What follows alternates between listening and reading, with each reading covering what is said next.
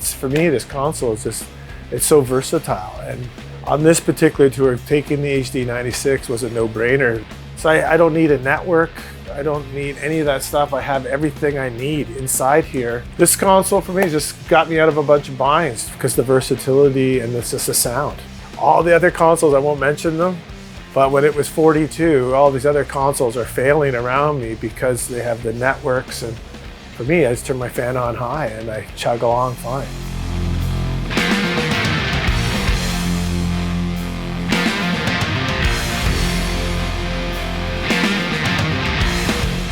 My name's Neil McDonald. I'm a front of house engineer, production manager. I believe we're in Birmingham, UK right now. And we're here supporting Guns N' Roses. And it's beautiful out. I started working with Rival Sons because of the drummer Michael Miley. He and I worked with an artist named Joe Firstman, and we sort of came up with his kick drum sound by making some custom portings and stuff like that on the shell.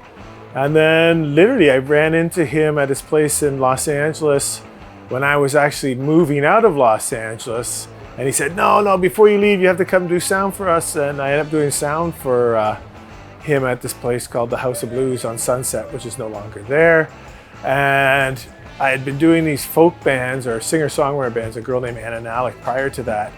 And when I've heard these guys, it was like, wow, a rock band. And I was on a Midas XL4 and I was able to turn it up, and I hadn't been able to turn it up in a while. So that's how I started. That was quite a few years ago.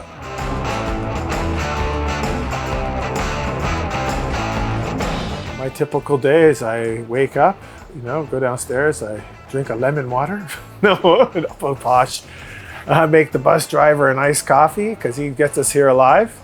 And then I go in, we do a walk and chalk. So we'll come into the venue, we'll take a look around, see what the challenges are for that day, come up with a manifesto of fixing the problems or whatever, where the issues are, addressing them, and then tipping the truck. We get the gear in, we follow our game plan, and then we do our tuning. I tune the room. The monitor engineer, Jake, tunes the PA, tunes the wedges. Everyone's tuning. And then we start our day with the drummer coming in and checking that. And then the band come in and we do our typical line check and then sound check. And then the show. That's pretty much the day. They definitely want it punchy. The guitar player, Scott, likes the guitar ripping loud. The vocals not too much on top. They want clarity. It's a rock act, so not clicky drums. It's more of a, not gonna say old school, but it's where everything has its purpose in the mix, I believe, is what the requirements. They want it, the kick drum to sit right, the bass guitar to sit right, but he definitely wants the guitars ripping loud. So that's, I guess, would be my main audio requirements for Scott.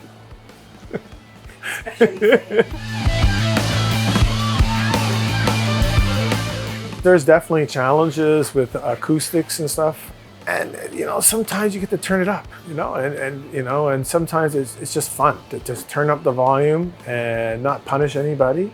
But we have all this power. I don't know how many boxes we have with this rig, but I think there's several hundred.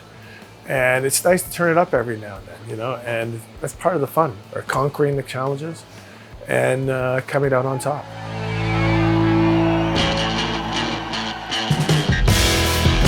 I've been with Midas since all the time, XL4, Heritage, and it was a no-brainer with the Pro Series. I was excited when this came out, excited about it. It just sounds killer. And we had different consoles on monitors. And when we went to the HD96, it was a remarkable tonal difference. They could hear it in their ears, they could hear it in their wedges. It's also the guitar had this beef, their ears had this warmth and clarity. So the artist, the band, Rival Sons, they definitely heard the difference in the console, and they want to start using these in their home studios. So they love the sound of this thing, and it's got everything built in. And having your own built-in lake is a spectacular feature. It would be nice if they could get an analyzer to go work on that, but it's coming. But that is a great feature to have your own built-in lake. That helps me with almost every challenge. So to be able to have that. My rig right now, I'm using all the verbs. These little things, I never used these things before. And now with the combination of a gate and this wave designer, I can actually tune my toms and drums to exactly the sustain and the attack I want. I don't know, these magical little blue boxes, which I've never used before. And then with this rig, I use 24 buses because I think this console has some of the best summing amps. And so I've used that. And then I'm going over here to distressors and my tried and true SPX 90s because I don't think there's a better snare drum sound. So we have a DL251 on stage. That's what we're using for head amps. I think arguably some of the best sounding head amps is in the market. And then I'm going over to the DL153 to come in and out of the console.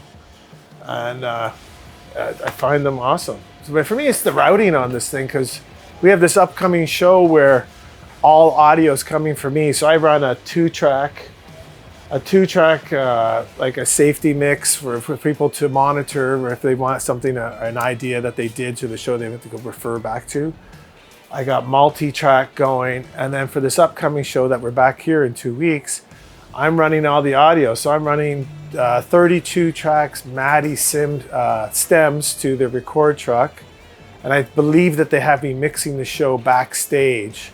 So I'm sending another set of stems to Greg Price at front of house, and he's mixing that.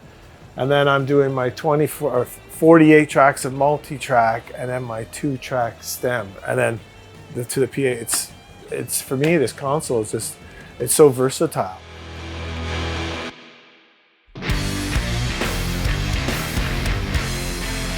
My path to become an engineer, I started when I was really, really young, and I was in a band, and we had an issue with some of the technical equipment, and I ended up repairing it and finding a passion for it. And then I had a couple mentors, a gentleman named Bob Schindel, another gentleman named Kenny McNeil, who sort of took me under their wings and then pushed me into the direction to where I am now.